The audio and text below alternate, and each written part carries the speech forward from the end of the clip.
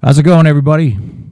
This is Joe from Kinda Right, and it's usually Joe and Al, but I'm doing a version of the Joe Show. Al is out; he's dealing with some family stuff, and he may be back tomorrow. It is Monday, July 23rd, 2018, and we live in some interesting times. I'll tell you. You know, politics is not something that I want to talk about a lot, but it just seems to come up, and this is more human interest than politics because of the president that we have. You know, I was one of those people that used to always watch. You know, I watched all the cable news channels, and I have completely given that up. I don't do that anymore. I don't watch any of it. Actually, I don't. I barely watch any news, so I literally have no idea what's going on. People say, you know, did you hear about the people that died in the duck boat? You know, which is tragic, and I have no fucking idea. So, and I used to just for this program, I used to watch the Sunday shows, and they have become unwatchable. So last week, Trump met with Putin, and the media went absolute fucking apeshit. There's all this, you know, the every headline. Now, if you want a good news source, and you probably already know about this, I go to the Drudge Report, but Drudge Report can be somewhat conservative leaning. But if you go to Real Clear Politics, and it's a very good website, and it's just another news compiler, and you know they have the news of the day and the headlines of the day from all major reporting outlets. And you can read. It's so funny. You can look at the headline, and you'll know which newspaper, or at least I can look at the headline, and I know which newspaper wrote it. So if it's wildly Trump negative, in a certain way, I can tell whether it's the Washington Post or the New York Times or the Atlantic or, you know, Ezra Klein's paper that Vox News. And if it's positive, it's, you know, by the Hill or the Federalist or National Review or, you know, something like that. But I guess everybody was on the same page that Trump made a mistake and, you know, said that against his own intelligence or his own intelligence agencies that he didn't see that Putin would have been the you know, the guy that would meddle in the elections. Now, this whole election thing, to stand back a little bit and look at the big picture, this whole election meddling thing is absolute. It's bullshit. It's not just bullshit in the sense that there is no collusion, and there won't be, and they'll never find any. But it's bullshit in the sense that we fuck with people's elections all the time, the United States. And the Russians fuck with people's elections all the time, including ours. And we fucked with Russians, the Russian election, back when Putin was taking back over control after Medvedev. You know, remember that scheme where Putin did his term, and then he was the something, and then Medvedev was the president for a while, and then Putin ran again, and, you know, with a 99% approval rating got in, or polling got in. So it's comical to look at, because the hate, and this is why, you know, I say and I'll say that we love Trump. It's not because I think that Donald Trump is the most honest person ever to, you know, hit the White House. He's not. And I mean, whether you want to call it a flat out lie, this guy lies or hyperbolizes more than anybody. He apologizes for nothing. And he learned this basically from what I can see, from the great Roy Cohn, who was a lawyer from Joe McCarthy back when they were blackballing people in Hollywood for being communists. And Roy Cohn, you look up Roy Cohn and look at some footage of Roy Cohn, and that's a scary fucking individual.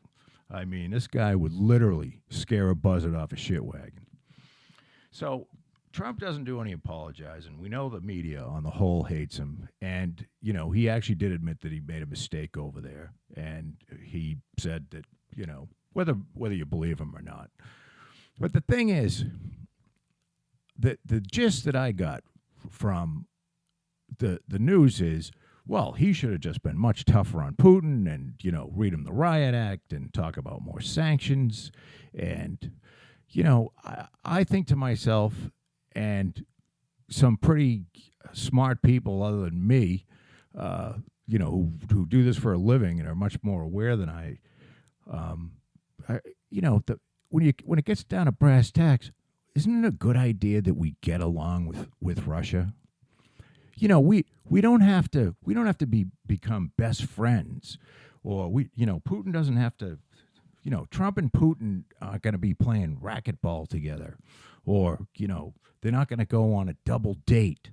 But seeing as how the United States and Russia have somewhere in the vicinity of probably maybe somewhere upwards of 98% of all the nuclear weapons in the world, don't you think it's a good idea that maybe we get along? And that's the funny thing that, I just find it comical that if Trump comes out and he's, it says, hey, we had a really good meeting, and Putin came out and said something to the effect that, we're no longer having any kind of war with the West, that's a really good thing. And in the backdrop of the NATO meetings, in which Trump basically is saying to the members of NATO, pay the fuck up. Because, the United States, even though we have the currency that the world basically runs on, and we have a fiat currency, which means we can print the fucking money, which is something that most countries can't do. Which still, we pay for an enormous amount of the military spending that it goes, and the security that goes towards,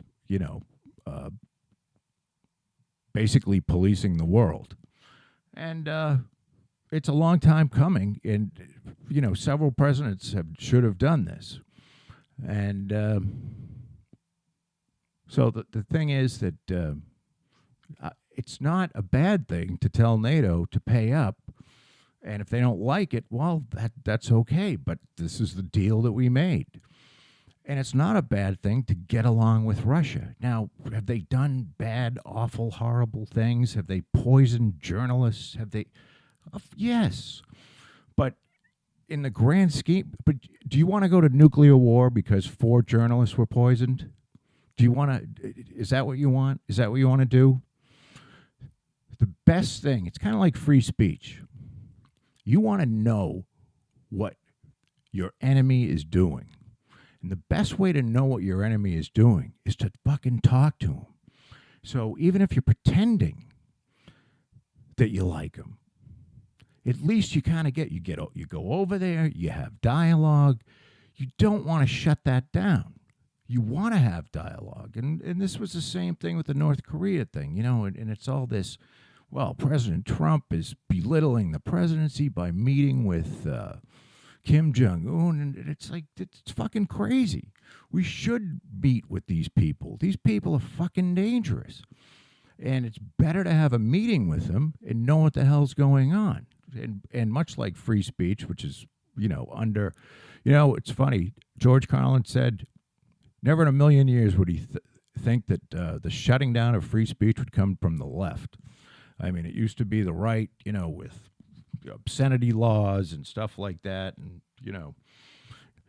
Larry Flint publishing that Jerry Falwell had sex in the outhouse with his mother for a Campari ad, which was the basis for a Supreme Court case in which Larry Flint won.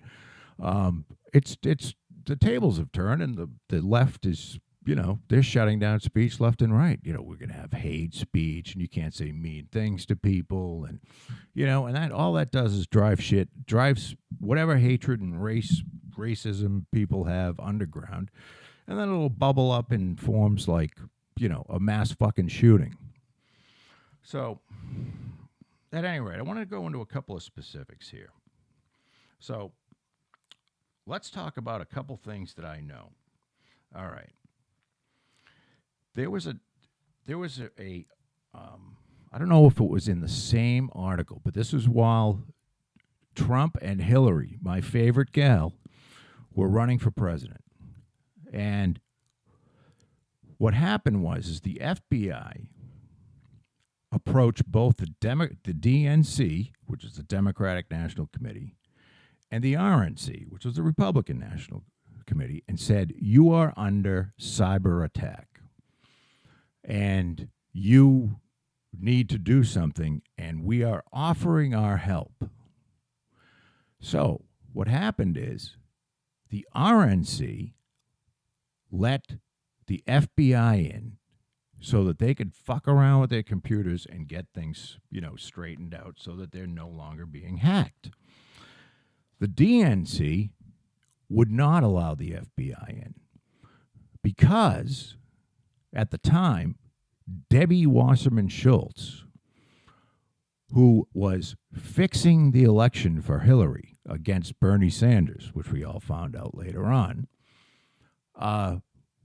didn't want any FBI guy to find out that they were fucking fixing the election against Bernie and for Hillary, and that they were laundering. They were fucking laundering money through the DNC. Not to go to the Clinton Foundation, but they were doing a little trick that was, it was kind of a loophole, not really illegal, but quite unethical, where they were just funneling tons of dough that should have been divided up, between both Bernie and Hillary, and it was all going to Hillary's campaign. So that's, so when you talk about this Russia collusion meddling in the election, which is fucking bullshit, because there's going to be Russia collusion in the next election. And I think that, the idea that the DNC, you're being hacked and we will offer our services and we'll take care of this. Now we're good. We're all good. Okay. Then you get hacked and you go, oh, well, we got hacked by the Russians and that's why we lost. That's fucking bullshit. So I don't know if any of you have watched I've watched some of this Rod Rosenstein and testimony, this is and this is why the details matter. Now, Rod Rosenstein is the guy that appointed the special counsel, Rob Mueller,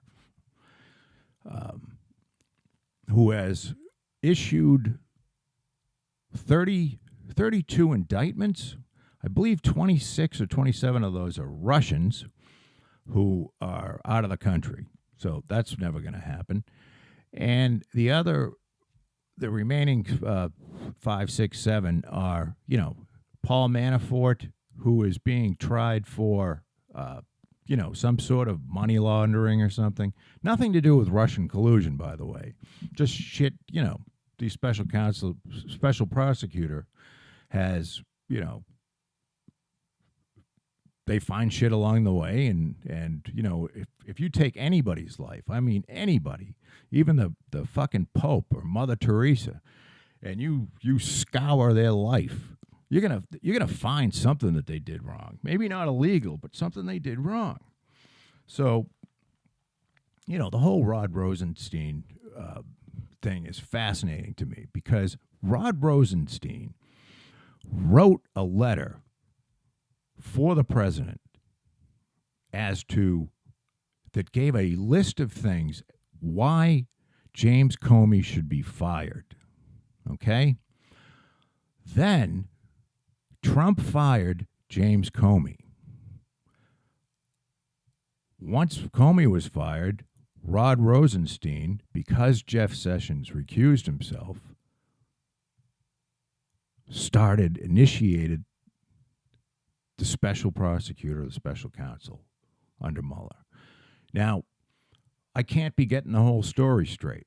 So the guy wrote a letter saying, here's a bunch of reasons. Now, did Trump ask for that letter? I can't find a single thing that says that Trump said, hey, Rod, write a letter, tell me why I should fire Comey. Apparently he did this on his own. Gave it to the president. President fires Comey. Then Rod Rosenstein, who, because Sessions recused himself, is now, the attorney general as far as, the Trump thing is concerned, hires a special prosecutor. So it makes no sense. And I'll tell you something. This isn't like everything, but body language is wildly important. And this guy's got to be one of the most smug motherfuckers I have ever seen testifying before Congress. And I don't understand why Trump hasn't fired him. I honest to God, I don't know why he's still there. I mean, I just think that, they talk about Trump was asking for loyalty from Comey. And I understand that. And it's not loyalty in the sense like, we're going to do some really bad things and I want you to cover it up. I want to know that you're not going to be one of these fucking assholes leaking everything that's going on, leaking shit before we do it. To me, that would be presidential loyalty. I mean, you don't want a leak fest going on. And, Comey came right out after he was fired and put in his book that, I leaked shit all the time. And he they parse words. They're good with that. Lawyers are good with that. It's kind of like what is. He said things like, no, I didn't leak it. I gave it to a friend of mine, and he leaked it. And and you're like, what the fuck's the difference? It came from, you were the source, you fucking asshole.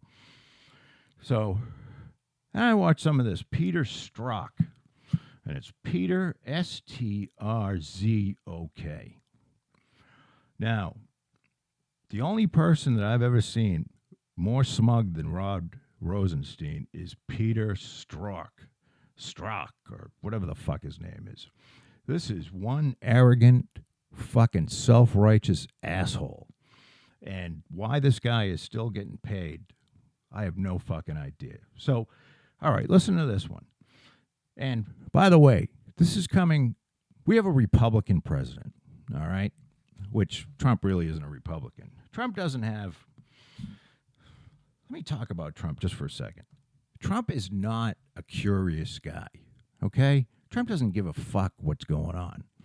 And maybe that's bad. Maybe that's bad for a president. Maybe you want a president in there that is wildly curious about the nitty-gritty on what happens in every single country. But does that make the guy a better president?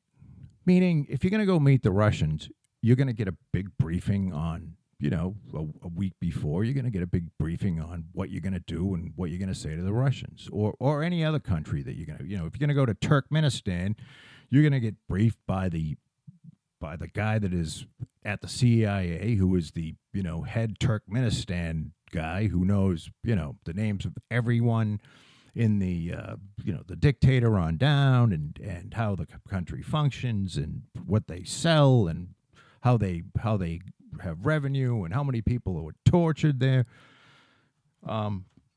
So being curious or the lack thereof is not a crime and doesn't necessarily mean that you're going to be a bad president, because what you're graded on as a president is not your knowledge of international affairs, but rather the decisions you make. And so that you can hate Trump all you want, and I understand why he's such a lightning rod for some people. And I don't understand the hate, the visceral hate. I think maybe, like we've said before on this program, I think the visceral hate is due to there are so many people that are just fucking horrified that their living is going to get fucked up by this guy. So, and the other thing is, all jokes are always funny until it's about you. And I think a lot of these fucking reporters are some of the most insecure, nitpicky little fucks that you could get. They're dying to be on TV. And, when he shut down he made it just he shut down the video in the press room at the White House, and they were all bullshit about that because they all want to be seen asking the tough question, like that little Jim Acosta cunt from, excuse my language, isn't that terrible? That Jim Acosta from CNN, who's just butts in every fucking every instance that he can, which is, talk about being rude to the president. I mean, if you care about you can't on one hand say, oh, you're going to see, that's unpresidential, and then treating the president like shit in front of him. It's kind of, well, it's the worst thing you can be is a fucking hypocrite. All right, so getting back to Peter Stork. This guy was texting his girlfriend, apparently. Now, he's got a wife, and I'm not anybody's judge, so I'm not going to judge that he had a girlfriend and a wife. So he's texting the girlfriend about how much he fucking hates this guy, Trump, and that we're going to do everything we can to not get this, make sure this guy does not get elected.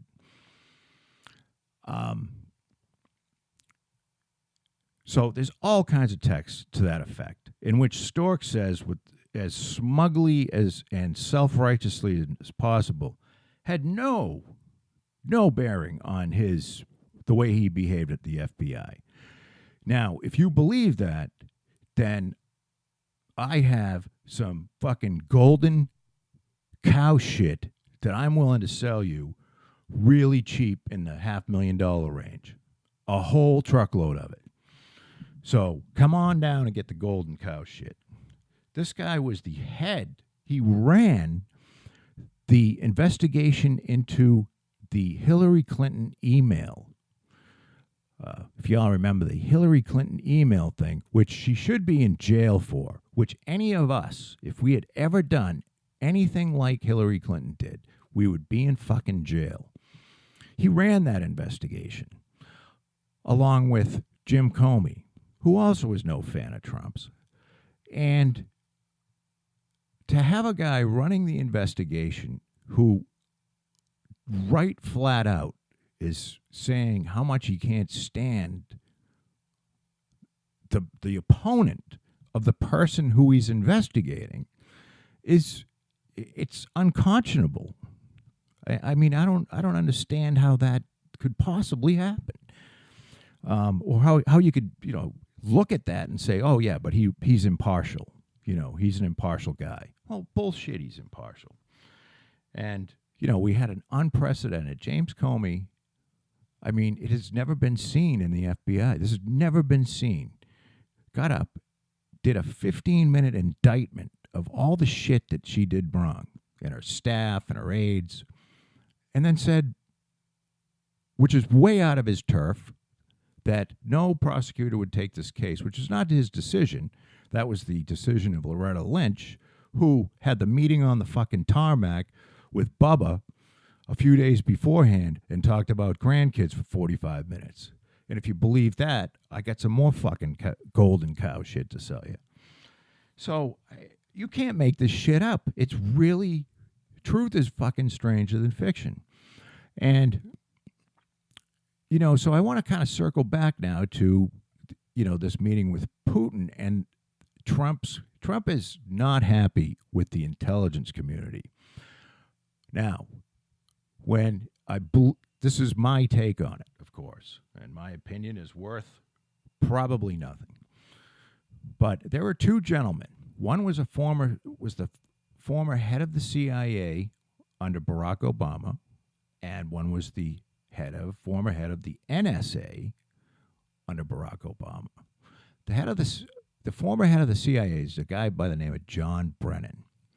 John Brennan hates Donald Trump so much. I believe John Brennan would fucking kill him if he could get away with it. He would fucking kill him. No question. Now, during the Obama administration, one of the things John Brennan was famous for is he went to the White House and told Barack Obama which people they should target and fucking kill. This is the kind of guy John Brennan is. And there is an article called The 7 Deadly Sins of John Brennan that was written back in 2012. And you can Google it and read it, and it's pretty horrifying what kind of guy this is. Now, he thinks that Trump is the fucking worst thing, and he's very vocal about it. Unlike any, when you were the top spy, you don't come out against the President of the United States. Again, much like the James Comey thing, an unprecedented, I've never seen this in my lifetime. And then you have General Clapper. Now, Clapper famously said, when asked by a congressman at a congressional hearing that was televised, so basically he said to all of us, when asked, is the NSA in any way intercepting calls between Americans, within the United States, or from calls going outside of the United States in any way, shape, or form? And his answer was, quote, not wittingly.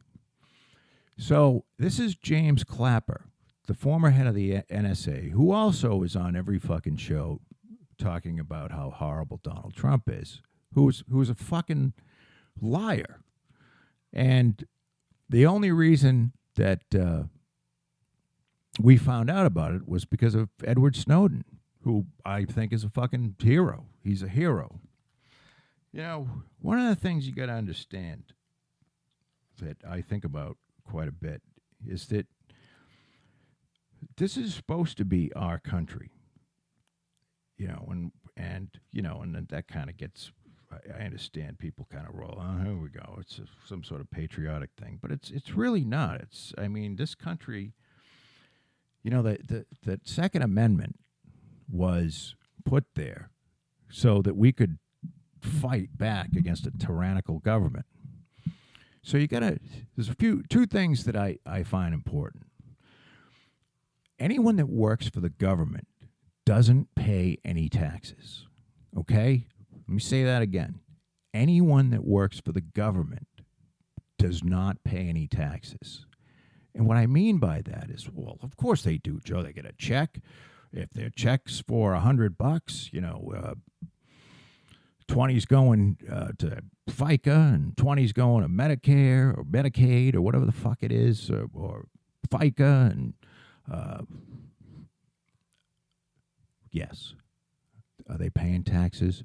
When you take money out of the Treasury and you take $100 out and you put 40 back, the Treasury is still light by $60. A real taxpayer has to put that money in. You understand what I'm saying? So we, meaning we, the people of the United States, who pay taxes, who actually, and it doesn't matter whether you can be a secretary in a tire factory and you are part of the means, you're part of producing a usable item. Or if you're, most people are involved with producing some sort of, whether you're an educator or whether you're, and when I say educator, of a private institution, I guess, or you're you build something, or you work for a company that builds something. Although, building shit for the Defense Department could be, you could go back and forth on that. But if you're making tires, if you're selling a service, then you're a true taxpayer. And there's this whole, and I believe this is what they're getting at, called, the so-called deep state. There are people that are just, they spend their career working in Washington, D.C. And, they're there for 5, 6 presidents, possibly. They never leave. And a lot of these people, the last number that I saw, it could be higher, were that there were 5 million people that had security clearances. You know, when you think about that number, 5 million people that have, why are there 5 million people that need security clearances? I mean, how much classified shit, you know, that is going to put our country in danger, or the lives of, say, somebody spying in danger? And I'll tell you something. It's not because it's national security shit. It's covering up somebody's ass. It's covering up an embarrassing situation which some asshole that works for us has got himself into, and you know, it's securitized so that only one of the 5 million can see it, depending on what clearance of security you have. And I think there's something wrong with that. There's something wrong with having, you know, it's sort of like an us against them situation. So, you know, that's my take on the, you know, roundabout way about what's been going on. I'm going to drink something here for a second. So that's the thing about talking constantly is it's a bitch. So here we go. 1, 2, 3.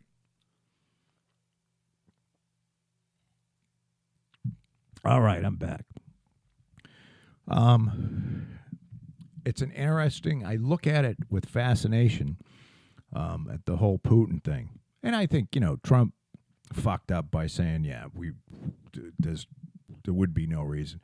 But if you believe that, you know, if you honestly believe that Putin somehow has something over on Trump, you're out of your fucking mind. You know, it's because, look, we've had the most sophisticated, relentless investigators going after this Russia collusion bullshit for almost 2 years. And in all the indictments that Mueller has made, not one single indictment, not one single charge inside of an indictment has anything to do with Russia collusion. So, you know, we want to get along with the people we don't like. Maybe, you know, and for God's sake, stop using fucking personal analogies. Well, you know, my neighbor next door fucks his dog, so I don't want to talk to him. Annie, I saw him out jerking off his fucking horse the other day. Well, no, you don't have to have anything to do with him. But you have to get along with the country that has, if not the most nuclear weapons in the world, the second most. You got to get along with them. We got to work together. We got to try to get that number down. And we don't want to have a nuclear war. And as much as it sucks to have 4 people that were, you know, poisoned by some sort of crazy poison that only could come from a state sponsor, that's a horrible thing. But we're not going to fucking nuclear war over it. I don't want to die. Do you want to see 1 million people blown up? I don't. Or 500 million? I mean, we don't want to go there. So we got to get along with these people. So, at any rate, that's my take. And possibly Al will be back tomorrow. I don't know, but I hope he is. And if not, I'll be back tomorrow doing Joe Show number 7. But this has been Joe Show number 6, which is part of our podcast called Kinda Right. And please tell a friend. I hope you enjoy it. And talk to you tomorrow.